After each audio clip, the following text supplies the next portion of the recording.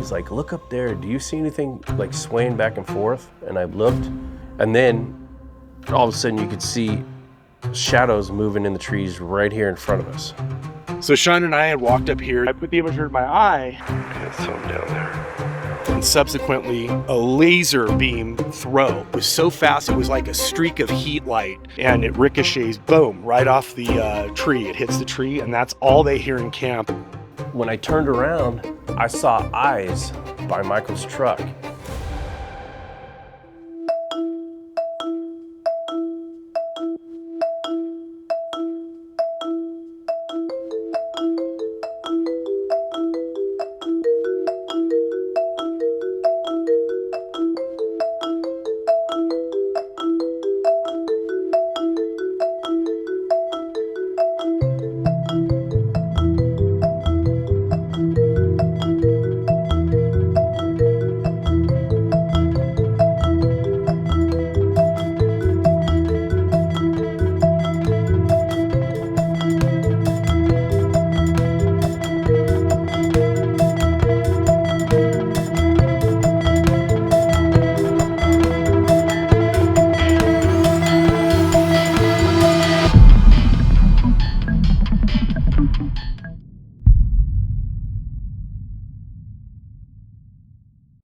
Are they rolling?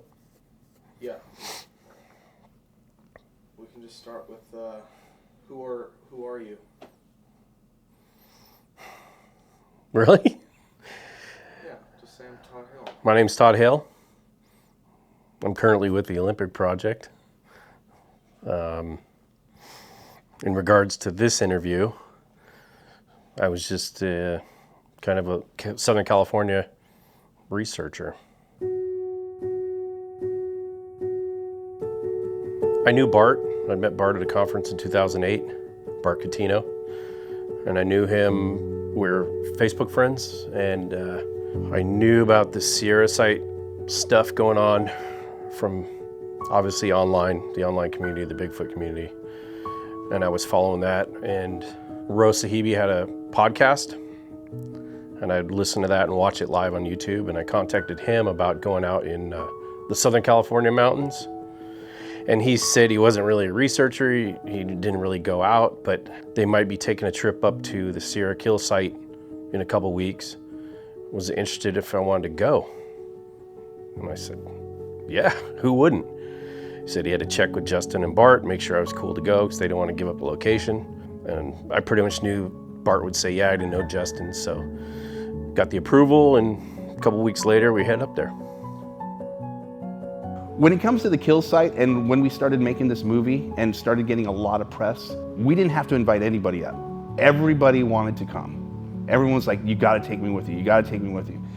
So it was just a matter of letting people come who we liked at this point in time and we can trust. And like I said, Todd was one of those guys that was a friend. We became friends. Of course I'd let him come up. So once the event happened here, you know, they done the polygraph test, they came up here. Surprisingly, they have activity. Everyone was caught off guard and blindsided by it. You know, I'd gotten the call. Ro Sahibi actually came down. Bobo Fay was visiting me in Monterey. Ro came down to visit, tell us more about the event. I talked to Justin, I talked to everyone. So I knew I had to get back there, you know, in as short as time as possible. We were now in mid-August of that year, 2012. And I was getting ready to do an annual trip to Washington that I do. I would spearhead an expedition up there, and we were getting ready to do that road trip, Ranger Leiterman and myself. Ro had talked to a friend of mine I'd met a few times at that time. He's a dear friend now, Todd Hale, who's in the Olympic Project with me. And he was a little bit newer to the field at that time, and him and Ro were gonna carpool up together from Southern California. I had another researcher friend I had not met in person, named Michael Lorenz. He's excellent at footprint casting. He lived up in Yuba City, not too far from here. Then of course there was Justin and Son. And basically we kind of put this together very quickly. My wife wasn't happy about it because we were doing this road trip to Washington for this annual expedition I spearhead. It was 5 weeks later, right? And I'm gonna be gone for a week and a half then. So I was able to convince the wife, get up here. First night here, it was just Justin and myself. And it was relatively quiet, but we stayed up extremely late, maybe 5, 6 in the morning, just talking, catching up. And what was weird about that night, nothing happened, but we had the quote unquote, the vibe. I just felt different being up here versus the first time. This is only my second trip up here. You just felt something in the air was different. But it was just me and him the first night. We finally hit the sack about 6 a.m. The next day, the guys started kind of trickling in. Michael Lorenz came kind of on the earlier side of the day. Ro and Todd came up sometime in the midday, maybe in the afternoon. And then Son was the last one to come up. He actually picked Ro and myself up from a night walk down the road, about a half a mile from here. Picked us up about 9:30, so about 3.5 hours before the footage took place. I am at the Sierra kill site with Ro Sahibi, Bart Cutino, and Justin Smia. Sean Evidence is supposed to be coming up later. And we got here a couple hours ago. Did some scouting around. Then we just set up camp. And now I'm just relaxing. And that's it for now. Not much was happening during the day, except there were quite a bit of deer. Shockingly, there were a lot of deer around, and they were walking in camp, through camp, hanging out near us, which I thought was the strangest thing. During the day, I did some discriminate knocking and calling just to try to draw attention to our location. Sun goes down, we were kind of just doing some calls, doing some knocks, typical like Bigfoot stuff. So I'm standing there filming Bart when the sun's going down, and there was a whistle. I don't know if anyone remembers that, but I have it on. I don't have the whistle on video. I have Bart and everyone talking about it on video. And I said, that was me. And Bart's like, no, we heard you whistle. There was another whistle in the woods. So how long ago was the whistle? 40 minutes ago? Less, maybe 25, 30. 25, okay. There's a lot of deer I've seen. The whistle was me. No, but you were up there. This was down past Bart. This was down there. Okay.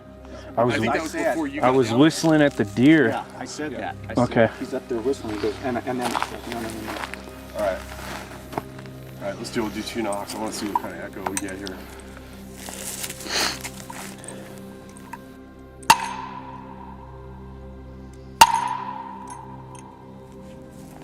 Sean got there about, I think, 10 p.m., if I remember correctly. Sean had picked me and Ro up, taking a night walk, about a half mile down the road. He picked us up. And one thing that stood out to me that I didn't notice earlier and didn't see the night before, the amount of deer. There must have been multiple Nevada muley deer herds all converged within this meadow and probably a 2-mile radius. It's the most I've ever seen in the wild.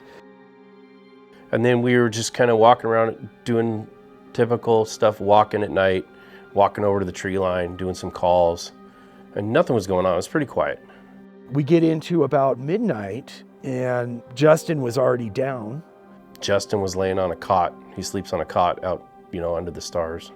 And I think Bart said he wanted to go for one more walk. And I was contemplating it. I was having a hard time keeping my eyes open. I had to be back home, 6-hour drive early. But I did want to take Son for a night walk. It was only his second night ever in the woods, his first night being the very eventful situation that happened 2 weeks prior, which was the impetus to us coming up. So I looked at Sean and I said, hey, let's do it. I'm going to take you for a night walk. I'm already creeped out most of the time. Super scared. I don't go beyond the fireplace. There's a fireplace over there. So most of the time we just stick around the fireplace. Number one, because it's cold. Number two is it's dark out here, and you can't see beyond the small trees. So if Bart said, hey, let's go for a walk, I said, okay, yeah. At least you can tell me if you see anything, So we started walking up the road,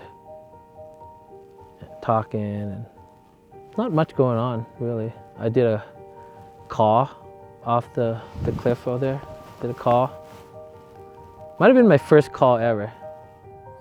And then that's when stuff kind of kicked off. So Justin's asleep on the cot. Ro and I are sitting at the fire. Michael's sleeping in the truck, and Bart and Sean are up on the road. Thurman. So Sean and I had walked up here. The intention was I was going to take him about a mile and a half walk. And I just decided to stop right over here on the what I thought was the vantage point of camp, and just look down and see if we could see the camp, just kind of get a lay of the land. And looking down, I put the imager in my eye. Got something down there. Oh shit. Oh shit, Sean. But I initially think, of course, it's the guys from the camp, but I can't gauge where the fire is, where everything is. This is only my second time here at that time. So I'm telling Sean, and I'm running audio in my head, and I'm telling Sean, hey, if those aren't the guys, those are Squatches, because they're bipeds and they're moving around, but I think it might be the guys. You serious? I'm dead serious. I'm dead serious. It's not too close to us, so yeah, don't worry about that. You have a lot of adrenaline right now? Yeah. I can't believe it. My battery's running low, but I think we're okay for just a little while. The first thing Bro and I heard was there was a whistle in front of us, and we just assumed it was a bird. I heard walking on the road to our left on the other side of Sean's car, and I thought it was Bart and Sean coming back. I kind of leaned up, like, are those the guys coming back?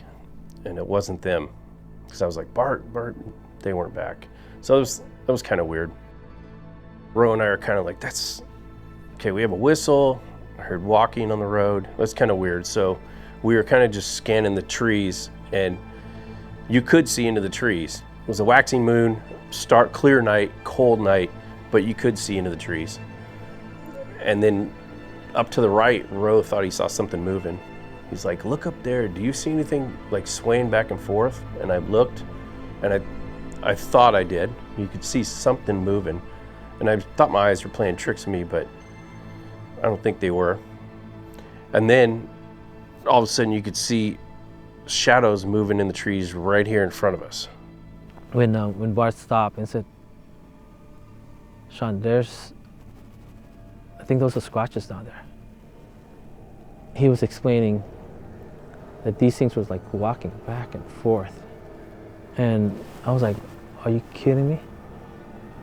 And at the time I was thinking, people go through their lifetime without any Sasquatch experience. All of a sudden, my second day, I can't see anything, but Bart's like, just explain to me what he's watching, and I'm like trying to be calm too, because I know that this is the money shot. He's gonna get it. And Sean, it's the second night in the woods. He's holding my waist, shaking. I told him, okay, we're gonna move together, we're gonna breathe together, just follow my lead, just stay with me, you're okay. And I'm having to relay what's happening to me to him. And poor guy, it was pretty terrifying. We also heard behind us, back over here, step branch break, and I just told them, we can't worry about that right now. Let's just focus right here, just pretend we didn't hear that. And I'm seeing there's multiple individuals moving. I just don't think they're the guys. But I was sitting there just scanning because we're scared to death. Your heart's beating and you're just watching and watching. I'm thinking these things are gonna come in and get us. Up there where you can see where the road is, you have all these trees, and I saw one run from tree to tree, just whoosh, and it freaked me out, man. I thought I was gonna pass out. I got really, really scared.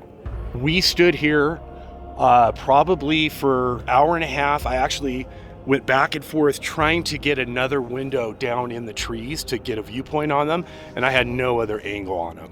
I've got a lot of bare footage of just me kind of moving and trying to get an angle.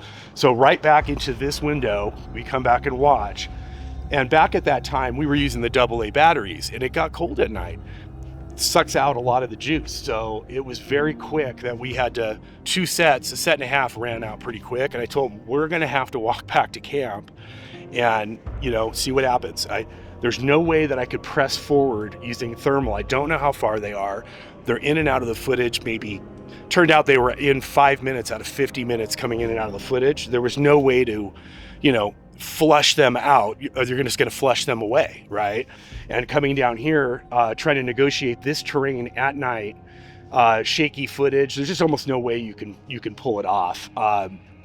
The call was just to get as much footage as we could at that time, and we'll answer all the questions later.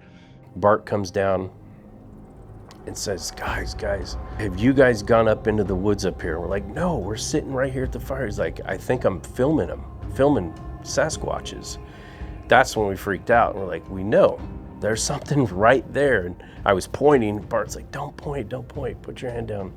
I told everyone just lay low, like while I was in camp, lay low, don't keep looking up towards the tree gaps. And in the meantime, I'm kind of inconspicuously doing it, trying to locate the subjects from the bottom of camp looking uphill. And I couldn't do so. So he goes back up there, and lo and behold, they're still in the area. And we walked right back, came right back here. Couple minutes, we're seeing nothing, and then boom, they're back at it again in the same exact spot, same window, going back and forth. You know, at one point we saw from a height, we saw what looked like a warm object was dropped, and then subsequently a laser beam throw. I remember when I was telling Sean, it was so fast, it was like a streak of heat light on the thermal, and I remember tripping on my words going, one of them just did something. And we learned later in the investigation, no, that was a laser beam throw with a hot rock, warm rock, that was probably in their hands for a while, and it ricochets, boom, right off the tree. It hits the tree, and that's all they hear in camp the whole night, actually. It was just that wood on wood, or rock on wood. Bart's back up on the road. He's still filming. At this point, the fire's down to like 4-inch fire. And Ro and I were sitting there in the chairs like this, blocking the fire with our hands so we can keep our night vision, watching these things in the trees. Well, Ro's, he's like, it's cold and the fire's about to go out and we're getting real scared that these things are gonna come in and get us. So he's like, go over to the woodpile and get some firewood. I said, you go over to the woodpile. That's where they are. I'm not going over towards the Sasquatches. They're right on the other side of that woodpile.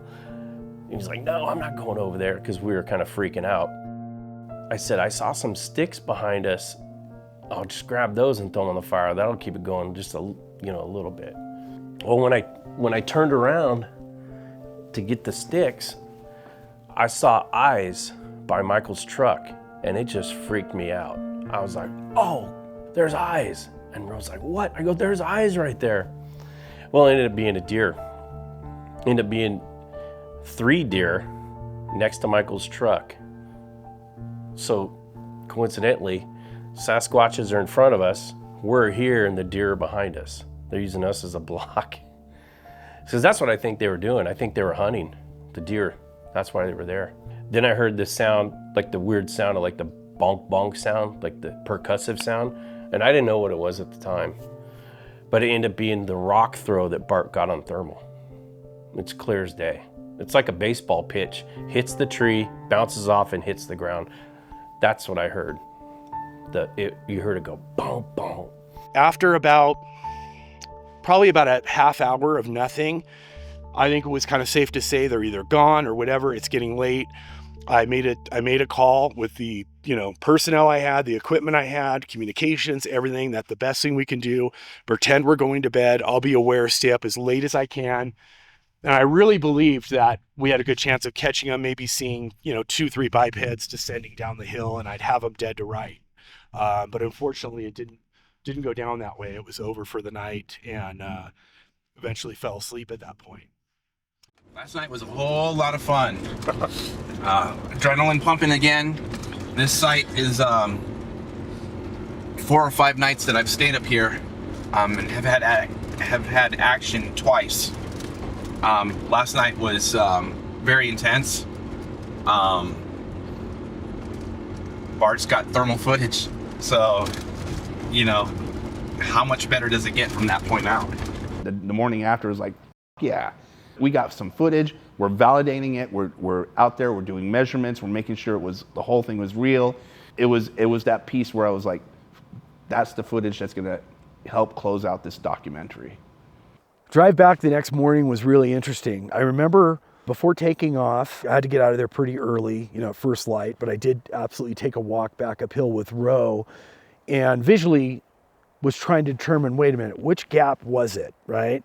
And I thought in my head, we're gonna have to come back here and do a proper investigation if the footage is worth it, right? And I only say, is the footage worth it, because I didn't have my laptop with me. That's how quick this trip was thrown together. So I felt very, naked, not being able to even see what I filmed the night before, knowing in the back of my head that those bipeds weren't humans. So the drive home with Justin was very interesting. Justin woke up, and the first thing he said to me, quote unquote, he's all, "What'd you think? I can lie to you guys, and now the Squatches just keep showing up," and with a kind of a smirk on his face. I think he felt, between the polygraph a few weeks earlier and now this, I think he was feeling, some validation, at that point. And then he was actually asking me questions. How do you feel right now? You can't even review the footage until you drive home. So I had to drive him home to Sacramento, and then basically another 3-hour drive home before having a chance to review it. And I actually wasn't the first person to review it. I got the SD card, which we used at the time, and sent the files to Kirk Brandenburg, who is my dear friend from Washington State, great Bigfoot researcher, and we have the Sasquatch Surveillance Project together now. My name is Kirk Brandenburg. I'm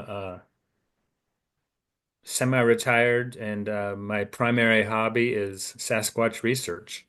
And the subject captured me when I was young, and I moved out to Washington State and became actively involved in the pursuit and met a bunch of great people along the way. And now I look at my friends, and they're all into Sasquatch research. I met Bart at an expedition at Bumping Lake. I don't think it was a BFRO expedition, but a lot of BFRO investigators were there. The thing that drew us together was our mutual interest in thermal, and he bought a handheld FLIR HS324, and then I got a thermal, and he and I were one of the first two people who had handheld thermals in 2010, I believe. The BFRO had at that time what they gave an affectionate nickname of R2D2. It was a rooftop mounted thermal which rotated and you drove around with it. And I had one of those in my possession, and I used it a lot.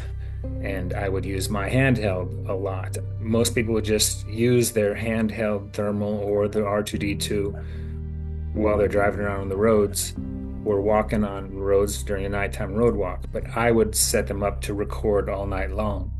So I had a lot of footage that I would go through, and I had a lot of experience reviewing thermal video.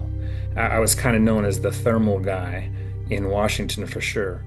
And so, as I already explained, I was buddies with Bart, and he called and said, "Hey, I think I recorded some Sasquatches." And I said, "Fantastic, send me the video. I want to see it." And he said, "All right, I will." They arrived in my inbox. I pulled them up on my laptop computer, and Bart was on the phone with me. He said, "What are you seeing? What are you seeing?" I said, "Oh, wow." And he said, what was it? What did you say? It walked between the trees. I said, "Yeah." He said, "Yeah, that was amazing." And so then I was like, okay, now I'm feeling more confident. Okay, now I'm ready to watch it, And so then plugged the files in, and it was pretty wild. The highlights were, of course, the number one was when the heat signature that is clearly a biped steps from tree to tree, from right to left. And it's hard to determine what else that could be. If it's a human, then they're risking getting shot. And then the second really important clip was the rock that flew from left to right, hit the tree and dropped. That video is substantial, because if it was people again, why would they throw and make noise like that? And that left to right thing was not a bird or a bat, because it hit the tree and bounced. It was clearly a rock. It was a frustrating video though, because Bart's HS324, we both had the same FLIR handheld, and his for some reason had a significant degradation of image quality, because I would look through his and I'd go, "Wow, Bart, something's wrong with your thermal. It's not very, it's fuzzier than mine."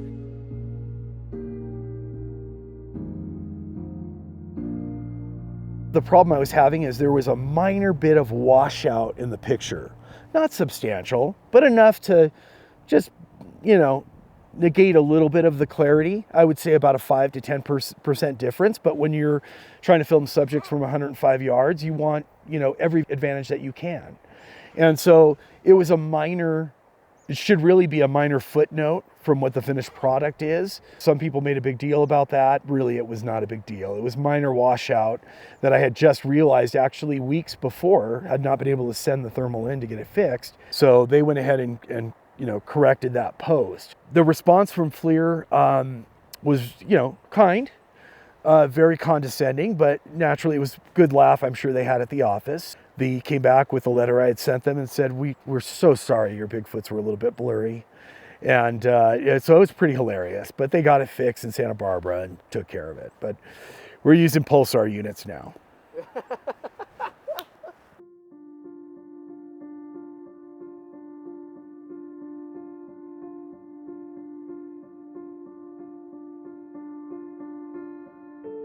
I have enough experience with thermal. It was about what I expected from the distance. The distance ended up being about 105 yards, a little bit further than I thought. At that time we were using the FLIR H series. I had one of the first units. It had some bugs in it, but it was a 320, 240 resolution, much better stuff today. What did you think of Bart's thermal footage when you saw it? I actually was a bit disappointed with it. It was too far away, a little bit blurry. He sent me all the raw files immediately, and I was messing around with the contrast and gamma, and I was reversing to black hot, and I would create loops. And it's quite obvious if you zoom in and watch the creature walk from tree to tree, and you put on a loop over and over and over, in my opinion, it looks just like Patty. It's got the same step, the same lean. It's got the large button legs. I mean, it looks a lot, the way it steps, it takes a long step. It doesn't look human to me at all. If they did like a little loop like I'm talking about and put that out as a video, just played the little step over and over and over and over, and you can look at the foot, you can look at the knee, you can look at the neck, the head. That's what people need to see. Just put it on a loop and you can see it over and over. What's even better is when one goes from right to left, and then a few seconds later, another one goes right to left. That's two creatures. You have the one standing guard, and then the one up here throwing a rock. That's four creatures. The footage that Bart obtained on that fateful night in August was both compelling and disappointing. Disappointing because the quality is severely lacking, especially by today's standards. In the decade and a half since Bart captured these individuals on video, the quality of thermal video has increased exponentially. For example, here's a clip of a gorilla filmed on a thermal by Shane Corson of the Olympic Project, from a distance of at least 50 yards away. You can see the difference in quality is striking. However, the footage becomes more compelling when you take into context the entirety of the night, both Todd and Roe's eyewitness accounts, and the ensuing investigation led by Bart Cutino and Robert Leiterman.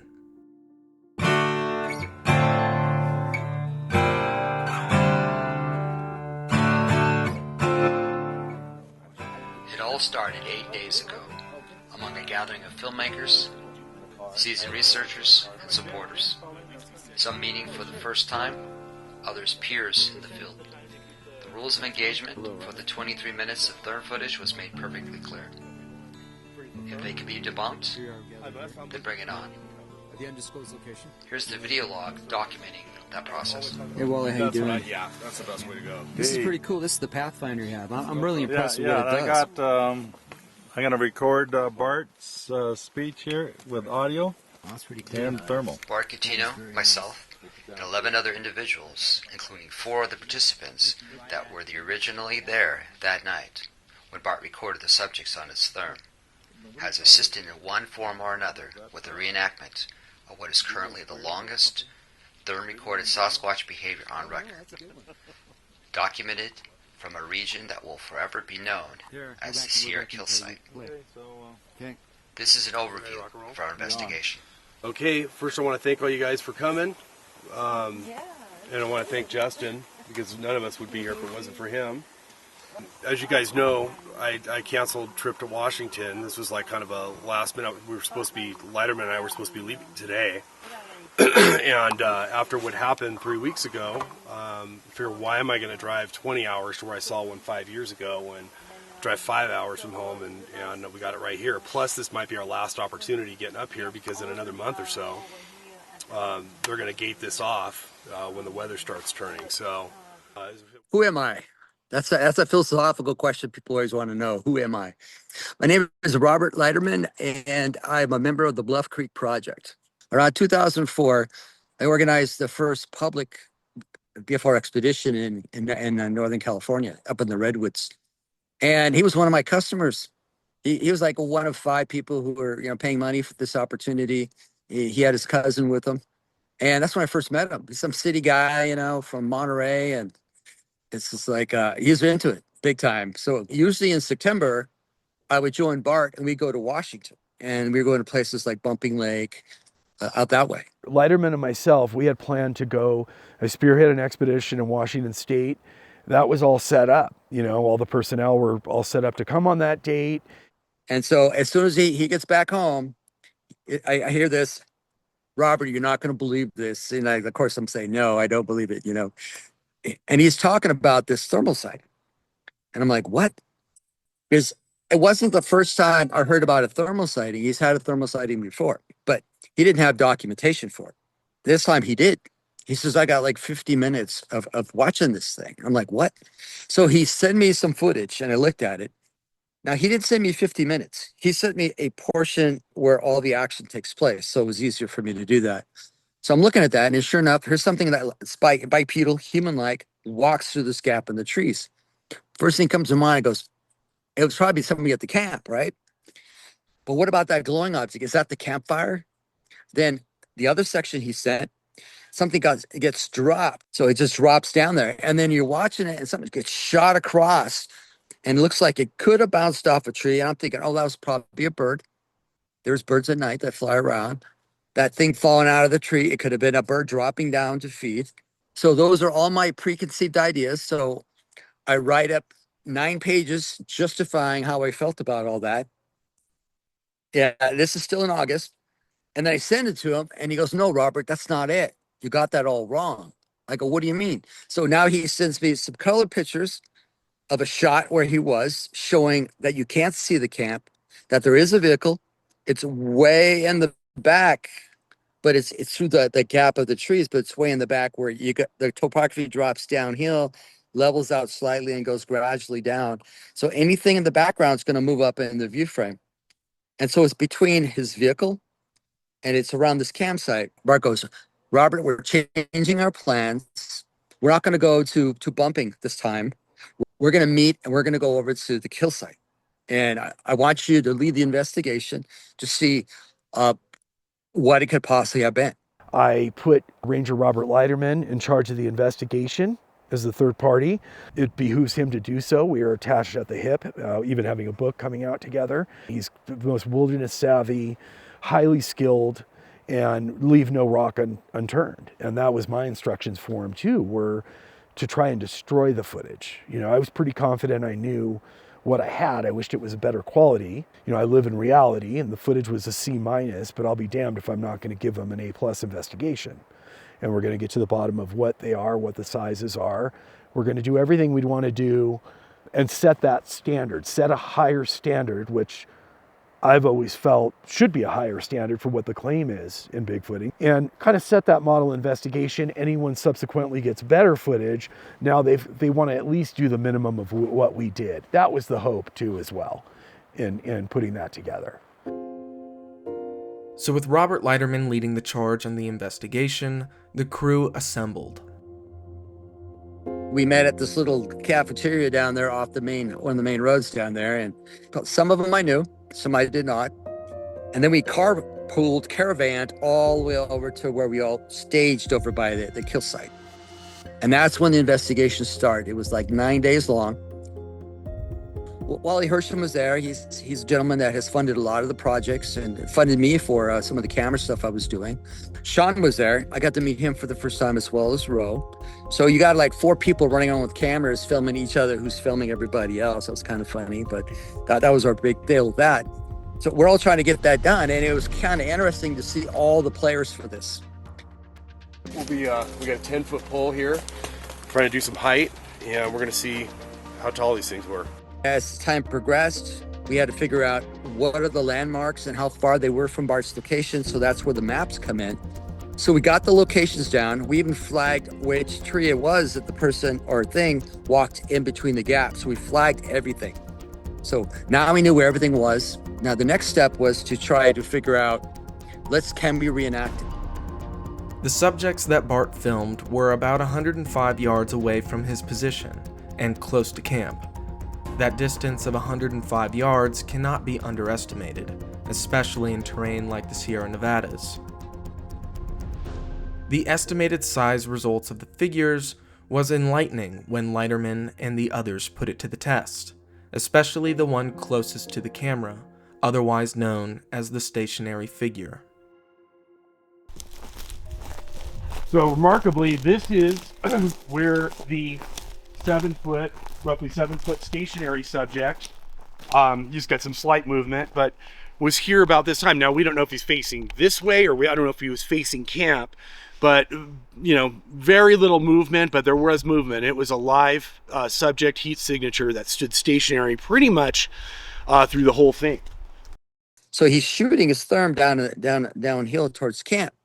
And that's when he sees this glowing figure just right there, not even moving. It's almost like it was just like a heat source that hardly even moved. And so that started the whole process. So we went to that one first. So this is the position of the stationary object that doesn't move. And I'm standing on a stump here to get some height. I'm about 5'7", on a good day, almost 5'8". But here's his measuring stick that get put together. Here's 7 feet. So I'm about 7 foot tall when I stand here in this position on the stump here. And this is the position that Bart said it worked perfect with the reenactment. So whatever was standing here could about 7 foot tall. But I still didn't have the girth for that. And so that was another one there that was larger than we thought. The next piece of footage that was recreated was the figure stepping between the gap in the trees. The background behind the figure is completely dark, which initially seemed to be an empty space. However, during the investigation process, Bart and Leiterman discovered that there was, in fact, a tree there. We just did a recreation. We're trying to pinpoint the gap. It's a little tricky. That night there was a coal gap corridor, which is basically where I'm standing. Actually, we think it's right over here where the flag is. We're trying to pinpoint it. Here is the tree I was talking about. So this tree never gets sunlight, obviously, right here with the top cover. And so this is the darkest point that you see in that video. And it almost looks like remarkably like a background door, but it's just that dark, coldest point using the white hot thermal. So anything dark is going to be the coldest, right? And so this is the gap that they were walking back and forth through. And we see in one section, there was one flurry of activity where 2 individuals, about 6'4", we found out, walking back and forth. And one of them, you could kind of see, puts that knee up, drops it, and just shoots through this, propels itself through this little gap here. Kit Morrill, he was like 6'3", perfect stunt double for the gap.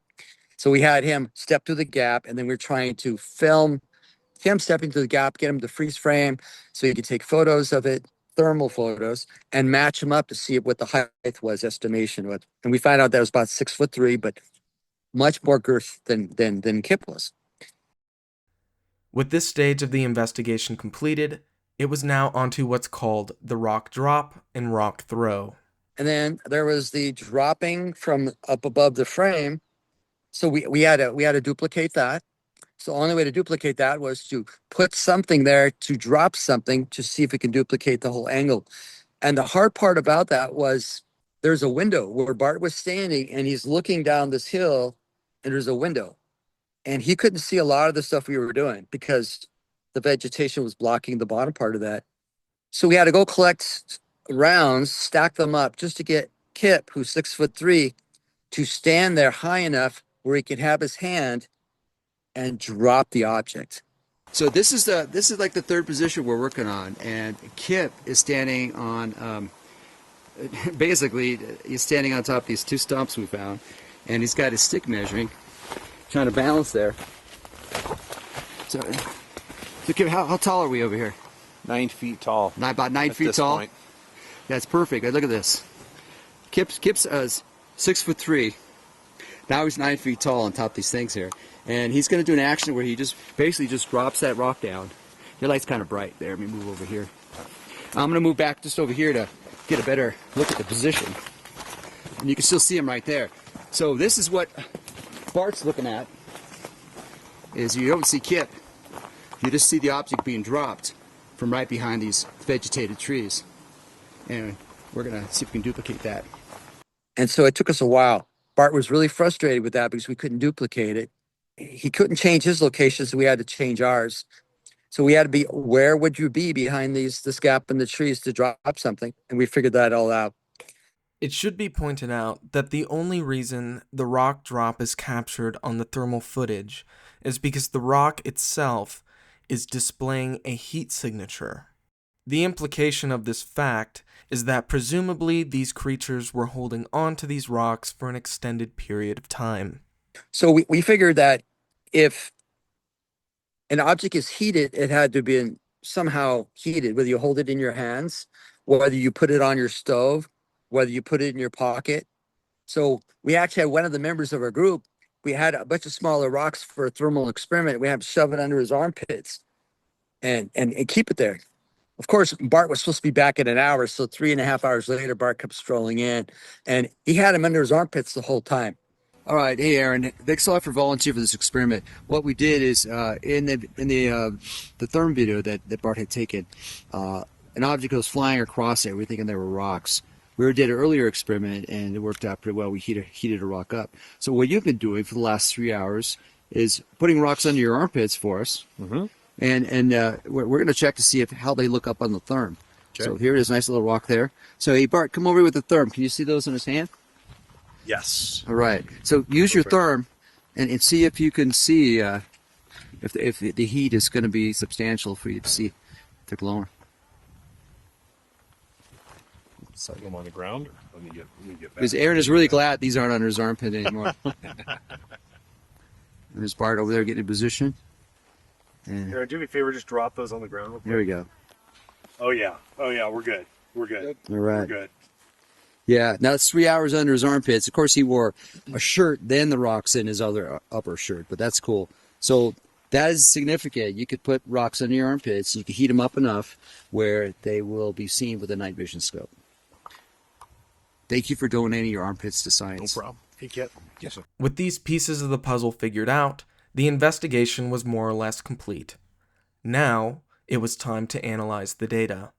When you're looking at all this stuff, and you have your little tally sheet, so you're making notes like, okay, something is on the left, check. Okay, this is dropping here. Okay, it's on the right. We got done. There was a minimal of 3 individuals, maybe a fourth one, that had been moving around this campsite doing that whole activity on those 50 minutes of thermal footage. And that's the stuff we had when I was rediscovering the whole process. And it made you think for a while. You're like, how does that work? They go, well, what are the 5 players? I go, well, where are they?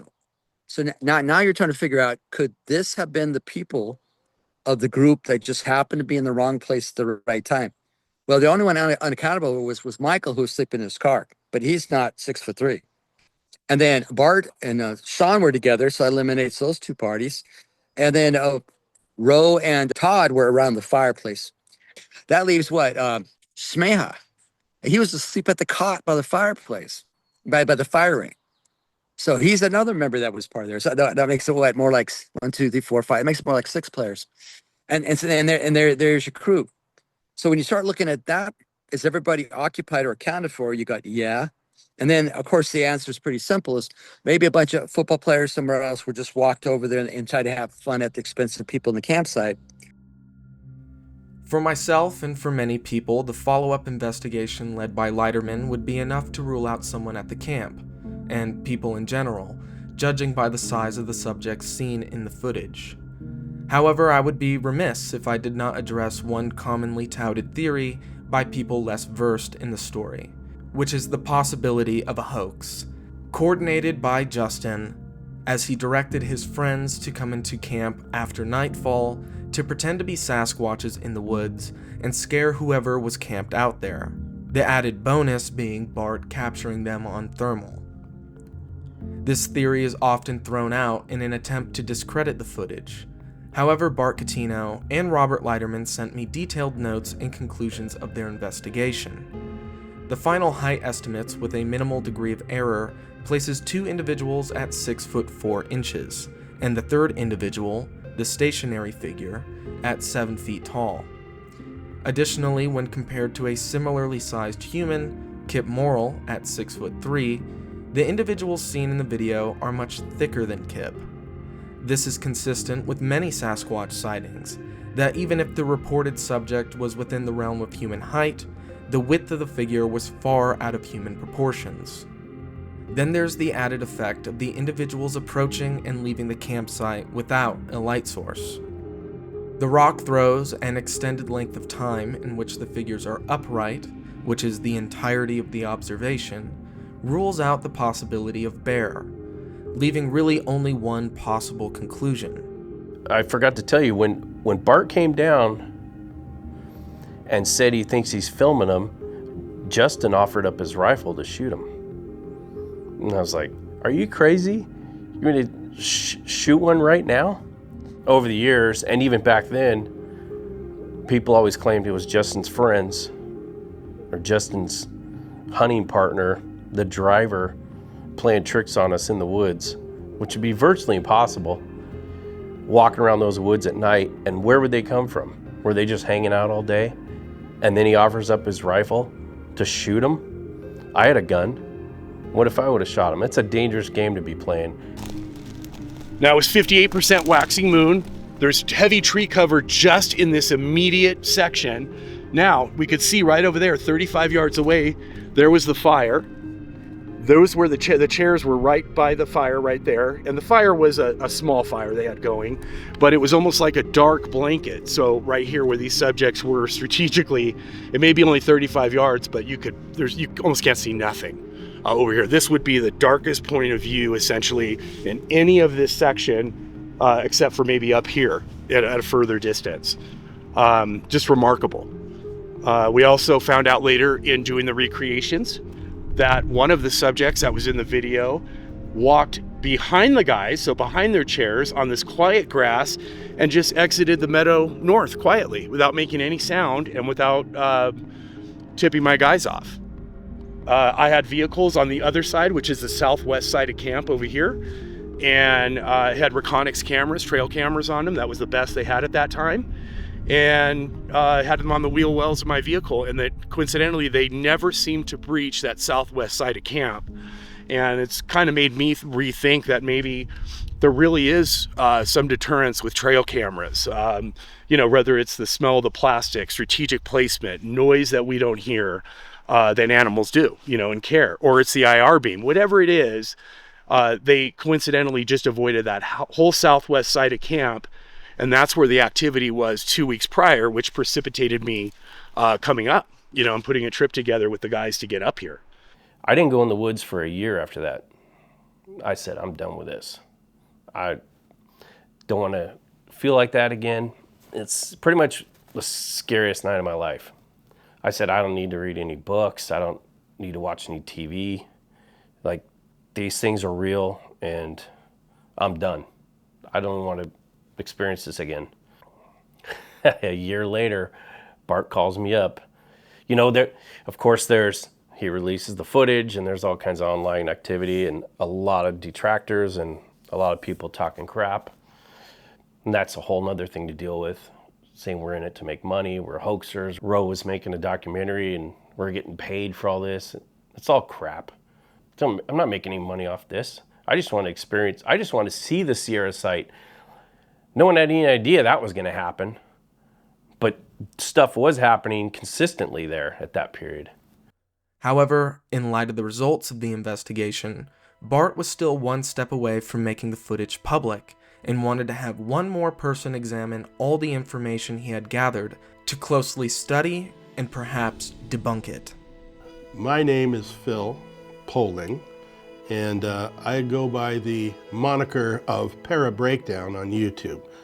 I make breakdown videos where I examine photographs and videos and basically break them down into their smallest component to make a determination one way or another if it's authentic, if it's real, if there's something to it or not. If it's a hoax, I'll call it a hoax. When I started looking at this, it was surprising how many people would see one thing and claim it's another. You know, well, how do you know that's a Bigfoot? How do you know it's not Dogman? You know, how do you know it's not a werewolf? You know, well, because I think it's a Bigfoot. You know, it's like, okay, you're delusional, dude. It's like, you know, here you go, you're delusional or it's a deliberate hoax. There's tons of those. You know, they do it for the clicks, right? But yeah, you know, you lose your faith in mankind sometimes when they're expecting you to believe it, when they're offering up something for you, thinking that, hey, yeah, these guys will buy it, and a lot of them do. You'll read comments. Wow, that's great, man, that's great. Hey, dude, you caught it this time. And I'm like, who are these people? You know, why are you doing this? I just couldn't figure it out. But so I just keep doing it because I'm fascinated by it. I'm fascinated by those who are fascinated by the topic. I should just say, yes, I'm a skeptic because we're all skeptics. There's a little thing in our brain that tells us to question or not to question. You know, I could tell you I've got a family of leprechauns in the backyard and you go, BS. Oh, well, you're just a skeptic. But you have that filter up there. And you have to have that filter. Without it, you'll believe everything you hear, everything you read, everything you see. So we're all skeptics, right?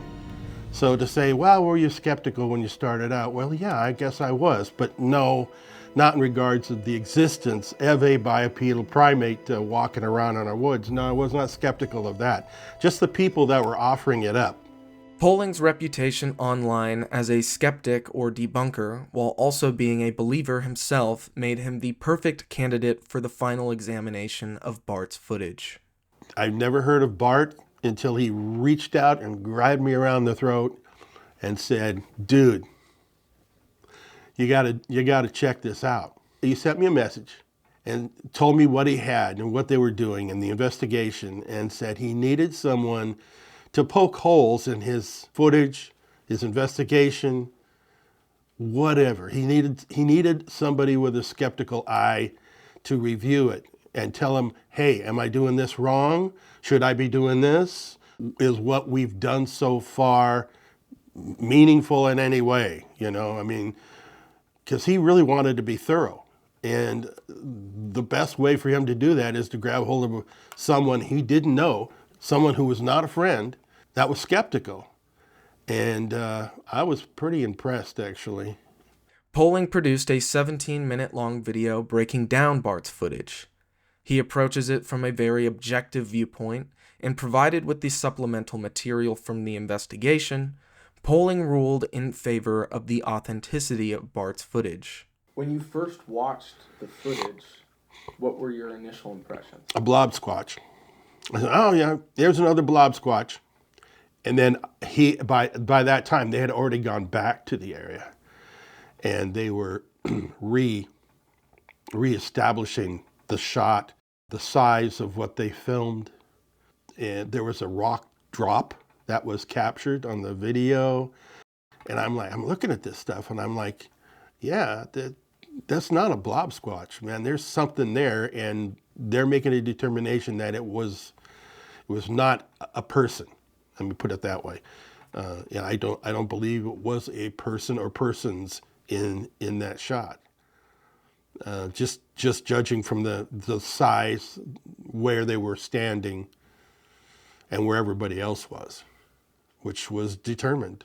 So, yeah, when I first saw it, though, yeah, It was a blob squatch. It wasn't until they did the investigation I realized there was something to it. When it comes to Bart and the recreation and the investigation, is there anything you would change about it? If there's anything I would change about the investigation? Yeah, there's one thing. Unfortunately, it was something that they had to have, and that was Justin Smeha. It would have been good if he wasn't involved at all. I think his presence may have tarnished the investigation a bit because of his reputation and some of the things that were going on with him at the time. But unfortunately, they needed him to show them the location because they felt there might be something going on, and there might have been something happening with Justin.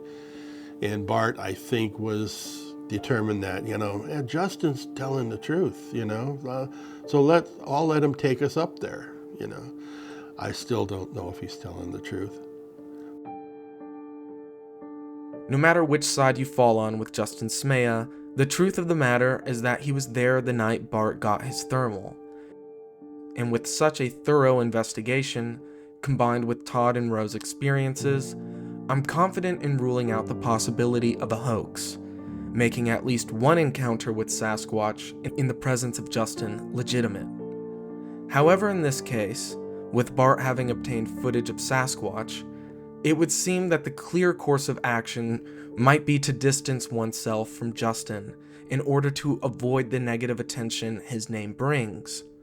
But Bart hasn't done that, and has stuck by Justin for years, raising questions as to whether Bart believes his footage and Smeha's reported encounter substantiate one another. I think that's a little bit in the eye of the beholder if one substantiates, the other. I find it interesting. We are in the Sierras in a very viable habitat where there's been a lot of reports out here over the years. I wouldn't say one fully substantiates the other. I wasn't sure about the story. I'm still not sure about the story. But in that moment, you're just sitting there and you're just thinking and looking and you're like, holy crap, these things are here. Maybe this story is true. It really sways you that way. That's one of the things that's amazing to me is why they decided to let Bart flank them basically and get behind them. I think a lot of that is because of they were focused on Justin. Justin was in the camp. If a raven can remember somebody who threatened it years ago and remember their face, I think a Sasquatch is definitely going to be able to remember somebody who harmed one of them or threatened them. And I think that they were either ignoring Bart or were so focused on Justin that they lost track of Bart. Bart's always had a good reputation. Everyone's always liked him. He's always been generous, kind, and fair and truthful. Then he hangs out with me, then that doesn't matter so much as more to some people. Because for the people that have come to the Sierras and spent time with me and looked into any of this, it's like, there's something going on. This is truthful. I'm not a random liar. I don't have a high opinion of Justin. I just wish that he had not been there, period. First of all, a Bigfoot isn't like an animal. It's not like a bear or a deer. It's a Bigfoot, for crying out loud. It's a hominid, right? Anyone who would deliberately kill a Bigfoot, that's murder. You don't shoot anything for just no damn reason. That shows a person's character. So either one, it never happened and he's a liar, or two, it did happen and he's a real son of a bitch. I think ultimately I've never been interested so much what people think. I'm interested in the truth, never so much as with this subject matter. You might have to do some digging into some dirty areas, to accomplish that. But basically it's to get the truth is always my highest priority. And so I'm willing to put what people perceive and what they think and what they may be ignorant to, understandably, right? And don't know. That's not a deterrent for me in any way. I have my objective in the pursuit. I want this done. That's always been my passion, is to see if the subjects are real, that it's proven. The debate around Justin Smea will most likely persist beyond our lifetimes, as no objective truth can be discovered there. What is objective, however, is Bart's thermal footage. Bart knows full well the disappointing quality of the footage itself, and is out in the woods of Washington and Northern California frequently with his thermal searching for the next piece of footage. Bart and I went out 3 nights in a row walking the surrounding area as he thermed for hours upon hours without tiring. But as I stood there in the cold with the camera pointed at Bart, I began to wonder about the true value of thermal footage and whether it would ever be good enough to prove the existence of Sasquatch. I absolutely believe, and I've invested a lot of my time and money into the pursuit of getting thermal video, because I do think that it can make a significant advancement in proving that they exist. Based on the perception of viability in today's world, it's not going to prove the existence of Sasquatches, but it can absolutely move the needle significantly with having pretty damning footage. And you couple that with maybe a DNA opportunity, and now we're talking. So I think there's a lot of value there. Thermal footage is always going to be met with skepticism because there's no resolution in thermal imaging. There is now. It's improving now. And thermal footage like this, any footage, if it's not definitive, it will always be cast aside, unfortunately. And even if it is definitive, it has to be hoax proof because almost anything is possible these days. So nothing short of a body is going to ever get this put to rest. You're looking through a thermal, you get a heat signature. Now, are you basing your evidence on its shape? Are you basing it on its behavior? Which is all speculative, right? I mean, if you had a Bigfoot and you watched it, how it walked, and you watch what it did, okay, now you have to identify it as a Bigfoot beyond reasonable doubt. What, DNA, tissue samples. So now you know that Bigfoot behaves a certain way and walks a certain way because now you know it was an actual Bigfoot that you watched or you observed. But we speculate that. So I'm not in the kill club, but I understand the scientific world would like to have something more concrete versus just a picture or a pile of scat or a track. Because you don't have a foot you can bring down and match the tracks and check the arches and flex points and say, yeah, this is it. This is the creature that's been leaving these things behind. So the average scientific show me the money person is not going to buy into a lot of that evidence because it's not enough for them. And the only way to get to those people is to have flesh and blood DNA testing piece of tissue. That's why the alleged Bigfoot killing and with the Smea story and that Melva Ketchum story of this tissue that could have been from a Bigfoot creature would have gone a long, long way. Ultimately, I stand with Ranger Leiterman on this issue. I believe that the only way to prove the existence of a Sasquatch is to have a body, whether someone finds one laying out in the woods or kills one. Then, and only then, could you identify Sasquatch as a real species. And the truth is, we got very close to that scenario. The next episodes will focus on how Smea's sample and he himself became intertwined in perhaps the most outlandish story of a Sasquatch study ever told, making it right at home in the mountains of mystery.